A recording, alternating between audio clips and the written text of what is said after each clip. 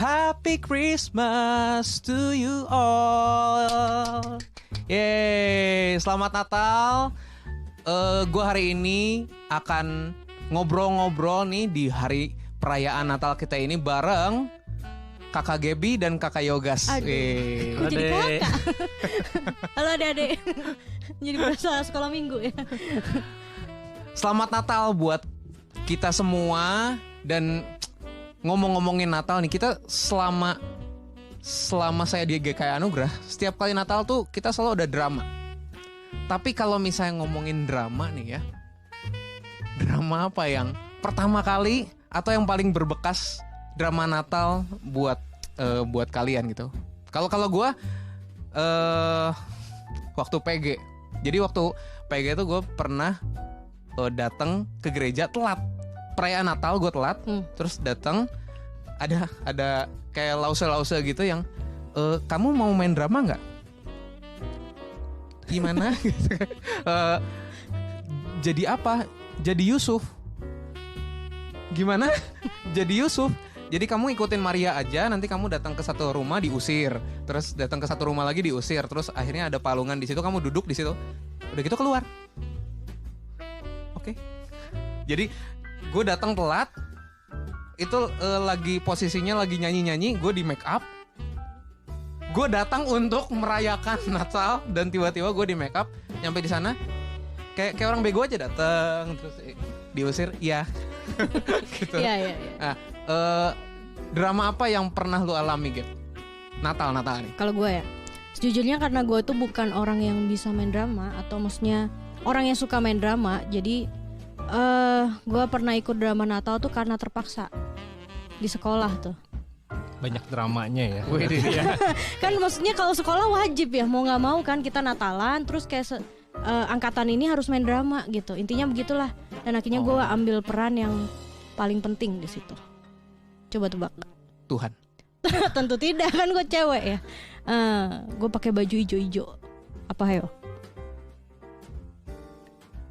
Ulat. Gue jadi pohon. Itu peranan yang paling. Tapi maksudnya pohon itu dalam cerita Yusuf Maria itu gimana tuh maksudnya? Nggak ada ya, tanaman aja gitu. Hiasan di panggung yang gue cuma pakai baju hijau. Berarti bentuk pohon. suasananya naturalis banget kan ya. Gitu kan mereka kalau kan di Bethlehem itu kan kayak padang pasir gitu. Nah ini kan mungkin karena buat anak-anak biar lebih colorful kali ya, maksudnya. Jadi udah gue cuma pakai baju hijau bentuk pohon, terus gue suruh goyang aja kiri kanan. Udah, itu gue pernah main drama itu. Oke, mari kita asumsikan dia tidak dimakan oleh dombanya. Nah, kalau Yogas apa nih?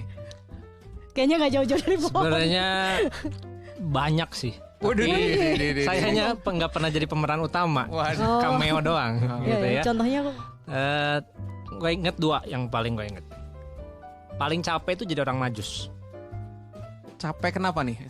Lihat ke atas terus, mana bintangnya gitu ya. Iya. Ya, make sense. Kelihatannya Bener, gampang tapi capek. Bener. Paling enak itu nggak usah ngapa-ngapain, nggak banyak gerak. Jadi apa? Jadi pohon. domba. Oh, tuh kan?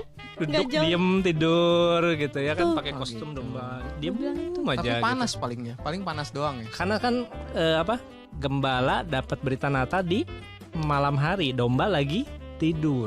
Gitu. Jadi dia diem tidur Enak banget. Iya, tapi waktu malaikat yang bernyanyi gitu, dombanya nggak yang tidur lagi gitu enggak?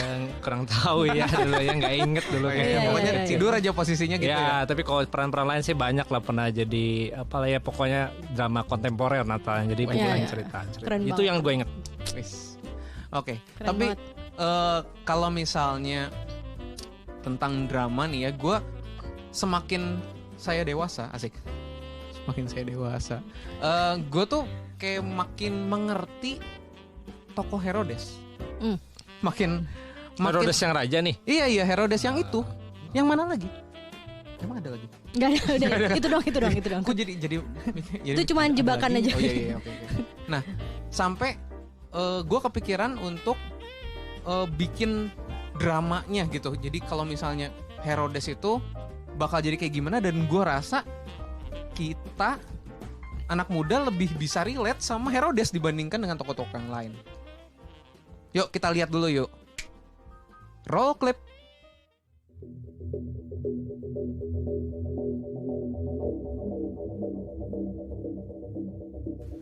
mulia Raja Herodes, apakah kau sudah baikan?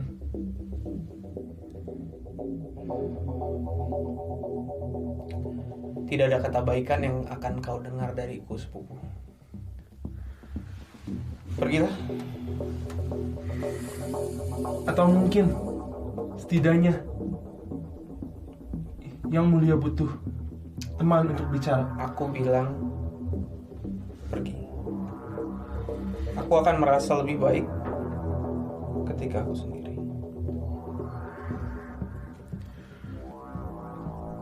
Yang mulia, aku pernah menyelamatkan nyawamu. Kiranya untuk sekali ini saja dengarkan permintaanku.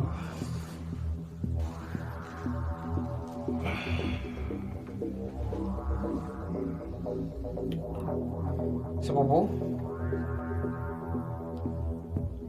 memang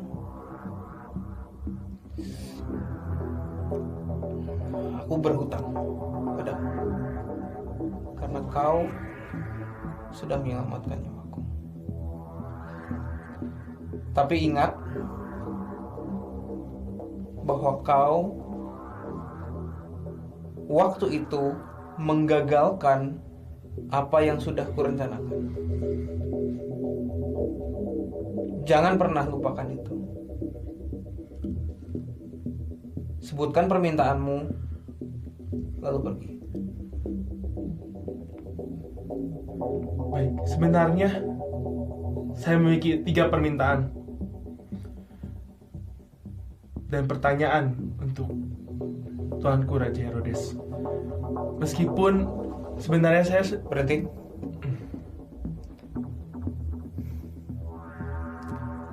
Karena kau sudah menyelamatkan nyawaku, aku hanya akan menjawab satu pertanyaan.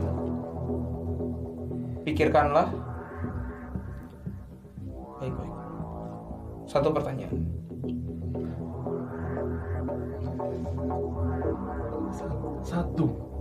Satu permintaan. Sungguh terima kasih Yang Mulia Raja Herodes. Ini satu pertanyaan dariku. Aku mendengar dari prajurit-prajuritmu banyak hal. Namun untuk yang satu ini menurutku paling penting, yaitu kejadian yang terjadi di Bethlehem tentang pembunuhan bayi-bayi. Maaf lagi, apakah engkau pernah menyesal?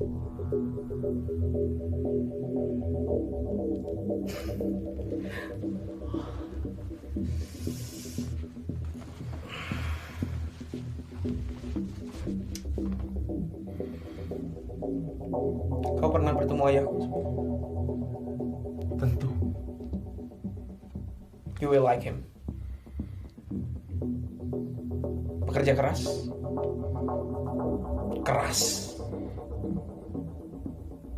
Pintar.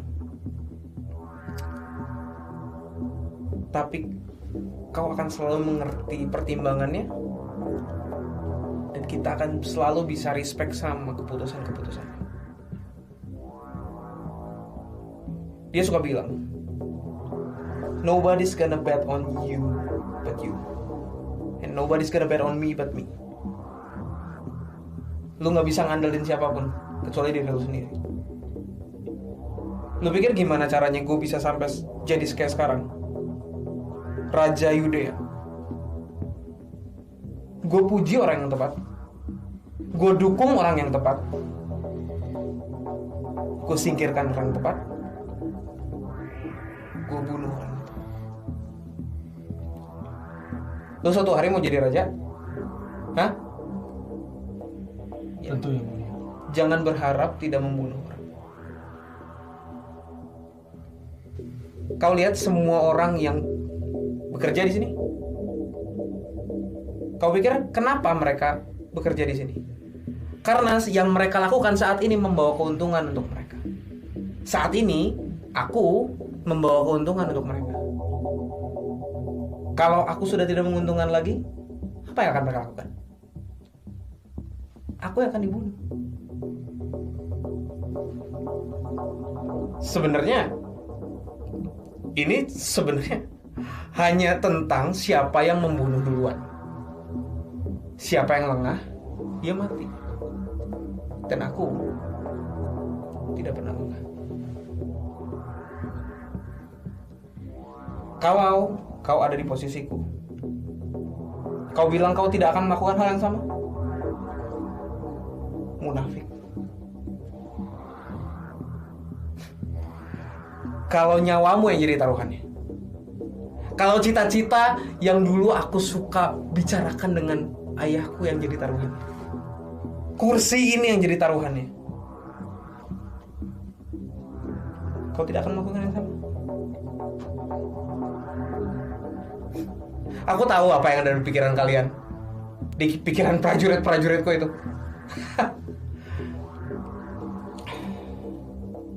Herodes yang kejam, Herodes yang sadis, Herodes yang biadab, Herodes membunuh.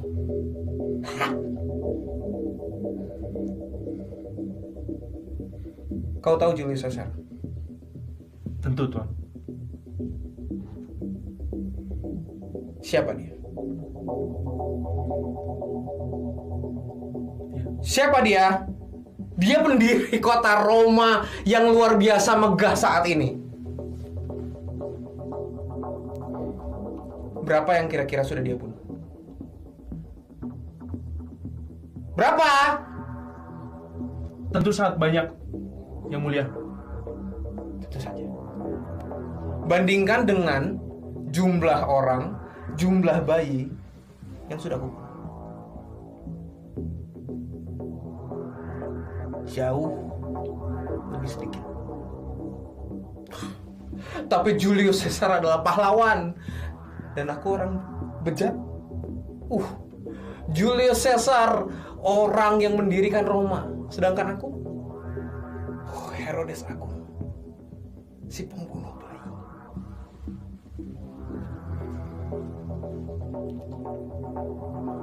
Jadi untuk pertanyaanmu tadi, apakah aku menyesal? Kalau aku harus kembali lagi ke sana dan memilih, tatap aku, dan perlu memilih lagi, tidak akan ada keraguan kalau aku akan kembali membunuh semua bayi yang ada di sana. Aku akan membunuh ibuku, aku akan membunuh saudara-saudaraku, siapapun itu, karena aku bukan siapa-siapa kalau aku bukan Raja Yudea. Mengerti? Mengerti, Tuanku. Pergi. Terima kasih, Yang Mulia.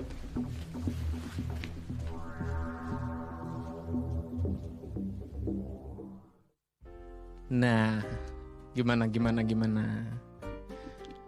Ih, ternyata berat juga ya jadi Herodes. Tapi gue relate banget sih, Rif. Gitu. Ya, Atau gimana? apa namanya? Kenapa buat gue lebih bisa relate? Karena Herodes tuh setelah gue baca dan belajar soal sejarahnya gitu ya, dia pribadi yang sebenarnya tuh kalau bahasa modernnya sekarang tuh independen gitu. Dia nggak peduli keluarganya, dia nggak peduli anak-anaknya, dia nggak peduli koleganya, dia nggak peduli bayi-bayi. Yang penting dia oke. Dan jadinya independen banget gitu. Justru untuk menjadi mandiri, untuk tidak bergantung sama orang lain, justru sekarang di era modern ini jadi sesuatu yang dibanggakan orang. Mungkin itu apa bahasanya, freedom kali ya. Iya, Ya, justru ya. bisa menentukan gue mau kemana.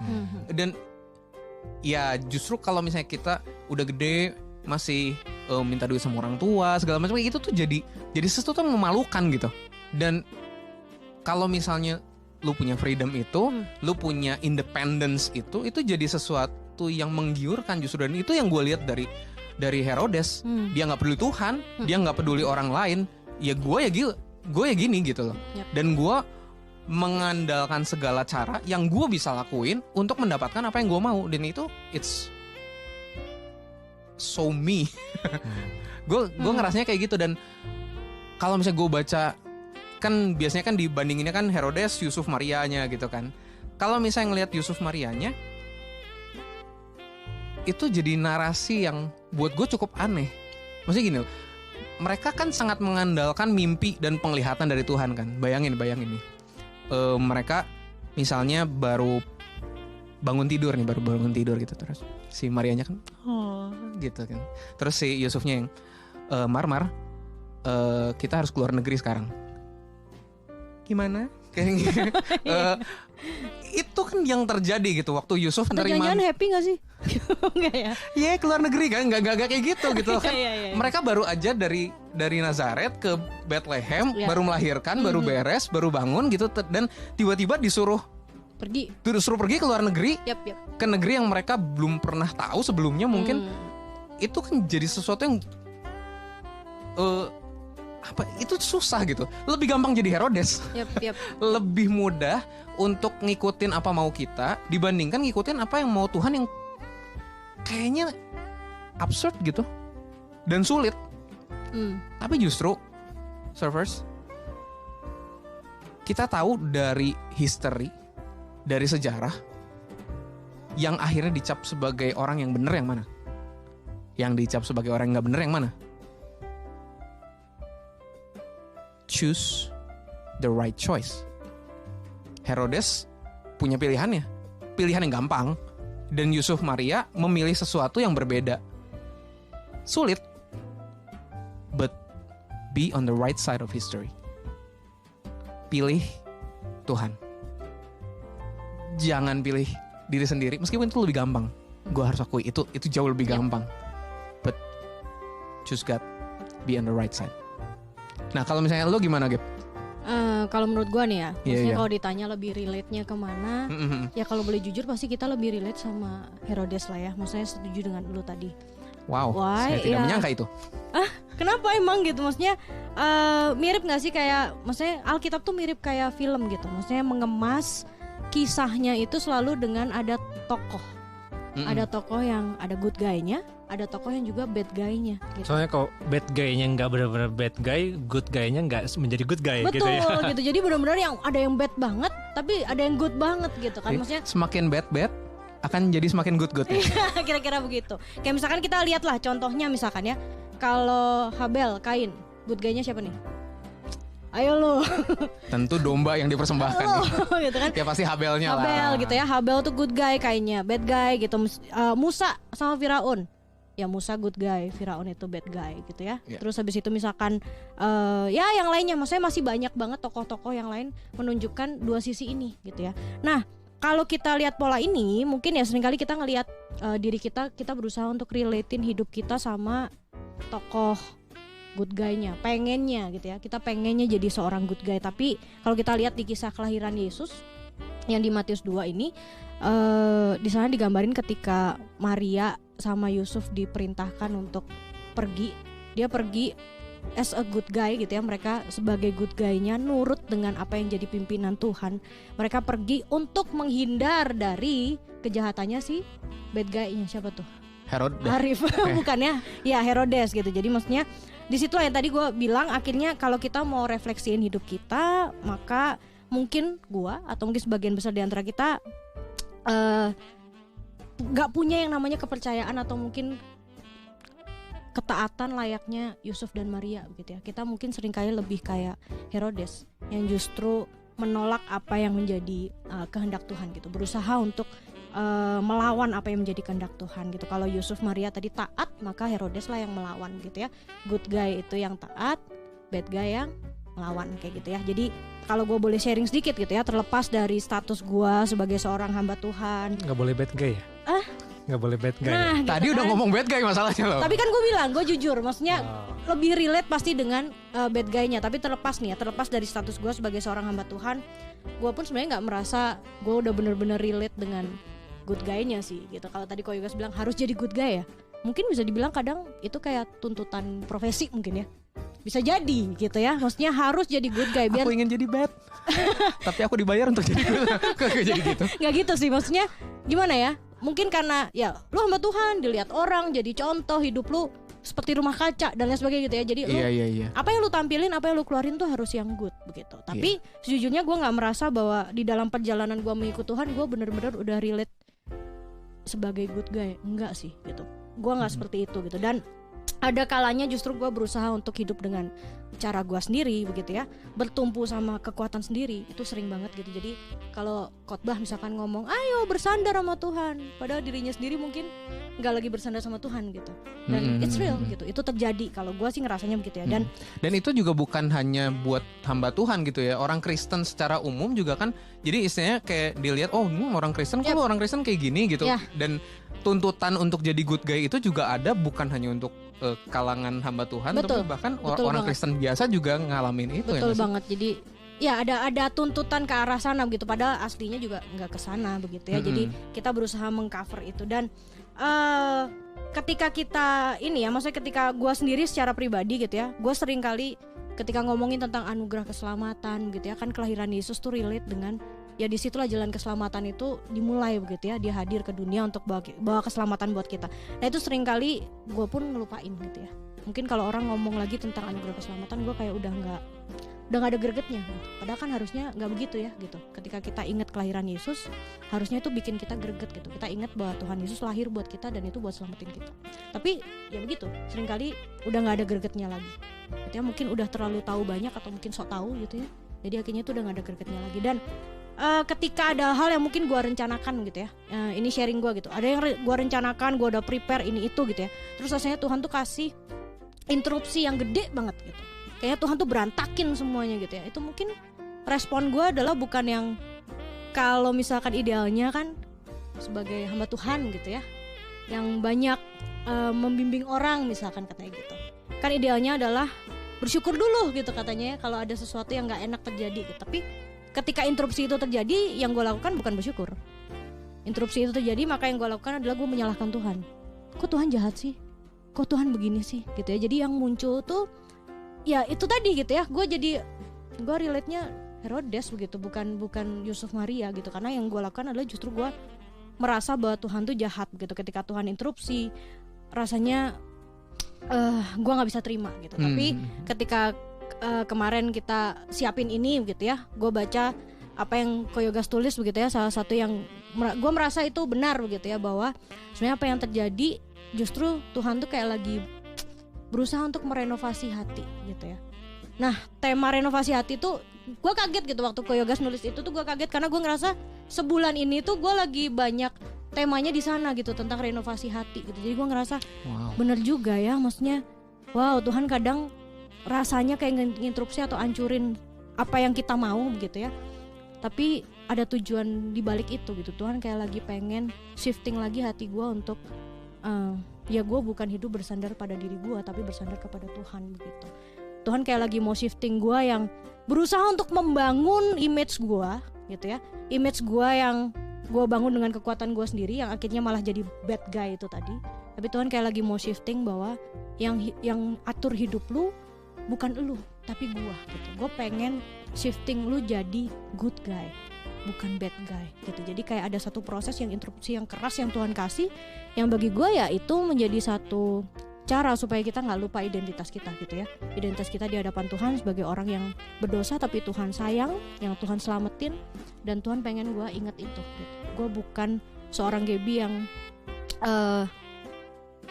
membentuk dirinya sendiri begitu ya, dengan usahanya sendiri, tapi Gaby yang dikenal oleh orang itu adalah Gaby yang benar-benar ya ini Tuhan yang bentuk gitu. Ketika orang lihat gua, orang lihat Tuhan kerja gitu. Bukan lihat siapa Gaby-nya, tapi lihat Tuhan yang di belakang gua gitu. Tuhan yang kerjain segala sesuatu di dalam hidup gua gitu sih. Jadi gua ngerasa mungkin kalau misalnya Surfers ngerasa tahun ini begitu ya menjadi tahun yang acak-acakan, tahun yang berantakan, kayaknya Tuhan kok jahat, Tuhan kayaknya nggak kasih segala sesuatu yang gue mau begitu ya, atau yang gue rencanain tuh diberantakin semua sama Tuhan.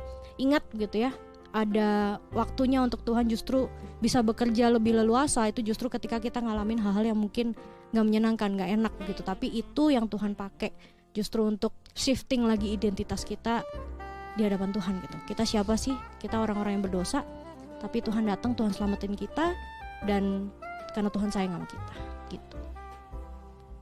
Itu sih. Nice. Berarti rumah yang lebih gampang untuk diatur adalah rumah yang udah dibuka dulu pintunya. Betul banget. Untuk mau diatur gitu Betul kan. banget. Kan selama ini mungkin gue tutup semua gitu dengan segala hal yang gue punya mungkin gitu kan. Gue merasa aman dengan itu dan akhirnya Tuhan bilang no, bongkar gitu. Apalagi di masa pandemi gini ya, kita merasa krisis identitas itu menjadi sesuatu yang real banget buat gue gitu ya. Kita merasa dulu going well, semuanya available, ready, kita mau ngapain, kemana dan mau lakuin apa bisa gitu ya. Tapi ketika segala sesuatunya kayaknya hancur atau hilang gitu, terus kita merasa siapa nih gue, kenapa gue gini gitu kan ya. Dan saya pikir itu satu mindset yang sangat mudah kita keliru gitu ya waktu kita apalagi ya jauh dari Tuhan katakanlah gitu, atau kita melihat ini jadi sebuah apa yang terjadi di kita itu kayaknya gue tuh jadi korban, gue tuh jadi korban situasi lah istilahnya gitu ya. Saya nggak tahu sih apakah itu juga Arif ngalamin kayak gitu kan? Korban situasi sih lebih ke udah pasrah aja gitu. Pasrah. Ya udah apa yang terjadi, oh ya udah berarti gue ada unsur udah menerima gitu ya. Dan sekarang yang gue bisa lakukan hanyalah adaptasi. Tapi play victim itu ada gitu dalam diri gue tuh kayak yang aduh kenapa sih begini ya. Tapi ya udahlah gitu, keluarnya nggak keluar pemberontakan gitu, Tuhan jahat gitu, nggak kayak gitu, tapi keluhan yang tak terucapkan gitu ya. Cuma gitu. Iya.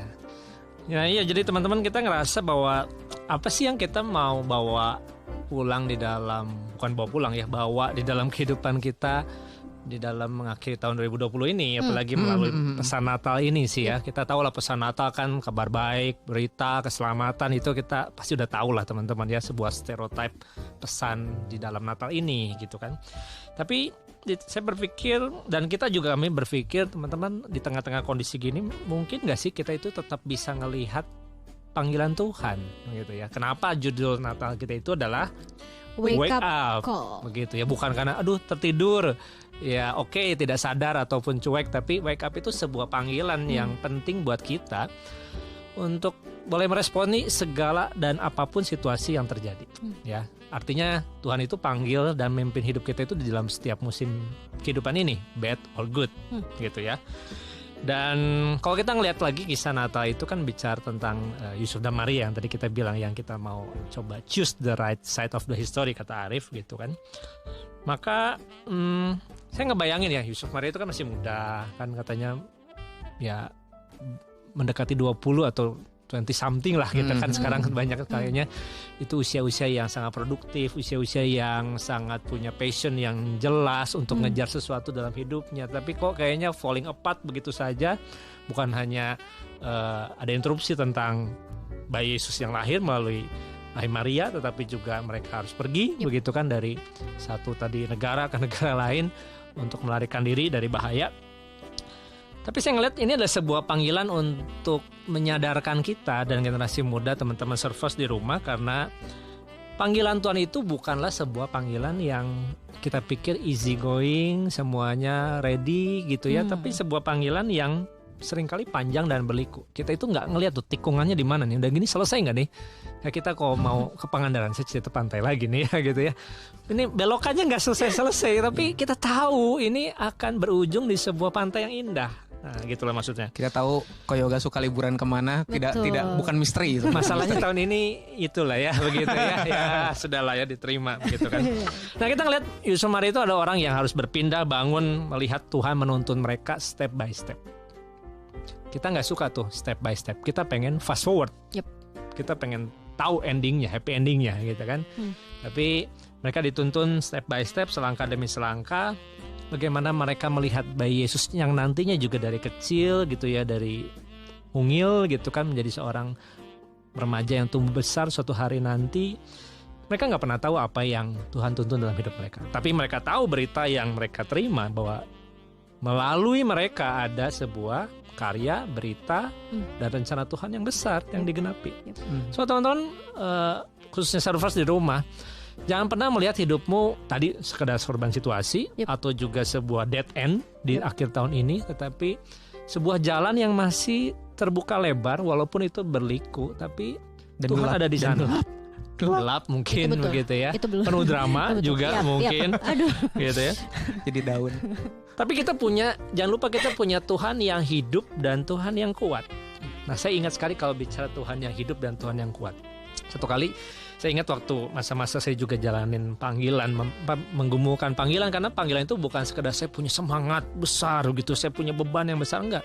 Panggilan itu pada akhirnya harus dibangun dari sebuah kekosongan diri tadi ya. Kita menyadari bahwa mungkin kita bukan siapa-siapa, tapi Tuhan itu memandang kita berharga, memanggil, memberikan identitas yang berharga. Tapi waktu Tuhan panggil kita, yakinlah bahwa jalan panggilan Tuhan itu akan selalu memampukan kita, karena kebesaran Tuhan dan kuasa Tuhan itu yang selalu menguatkan kita sepanjang jalan.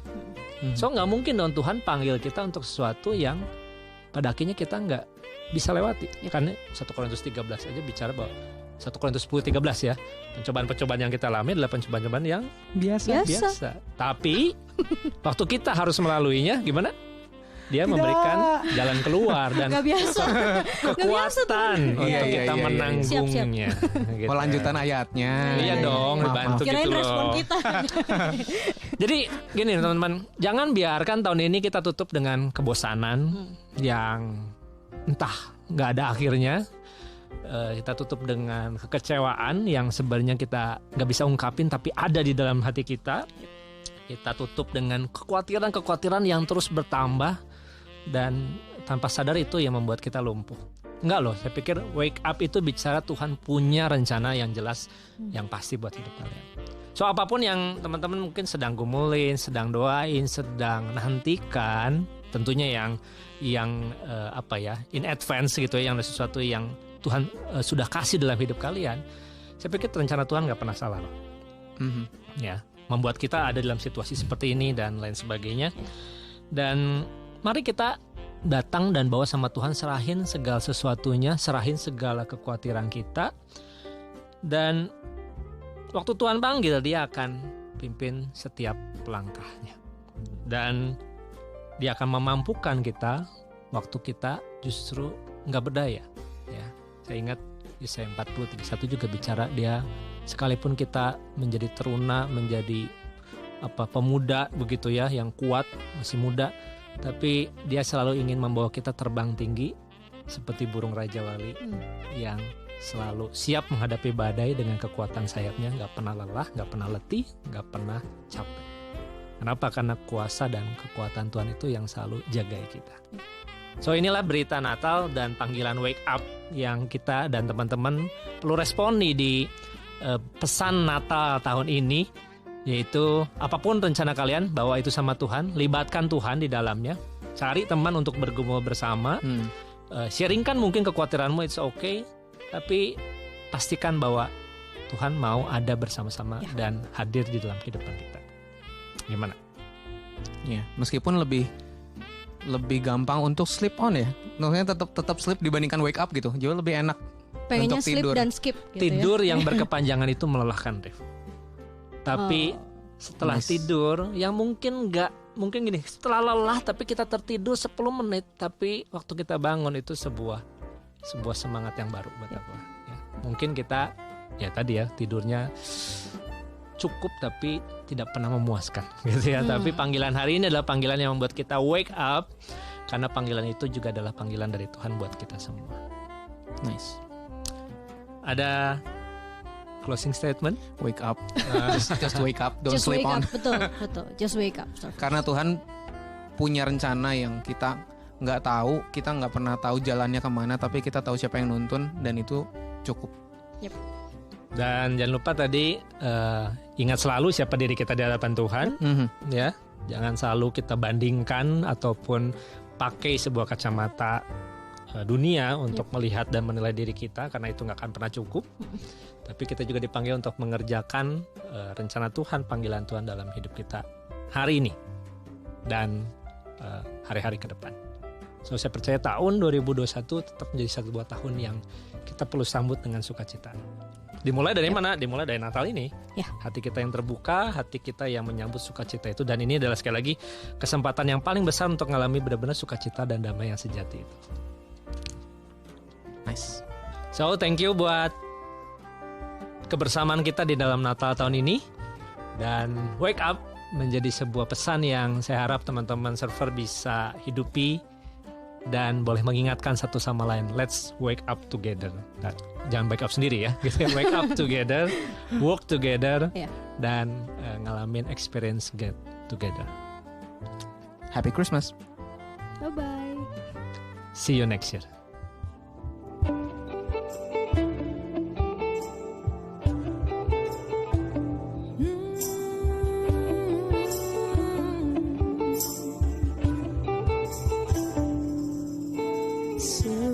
Seperti palungan, layakkanlah hatiku menyambutmu Tuhan.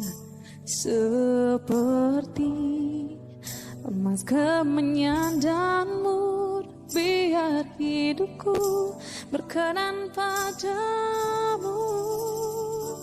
Sebab Natal tak akan berarti tanpa kasih-Mu. Akhir di hatiku hanya bersama-Mu, Yesusku, rasakan selalu.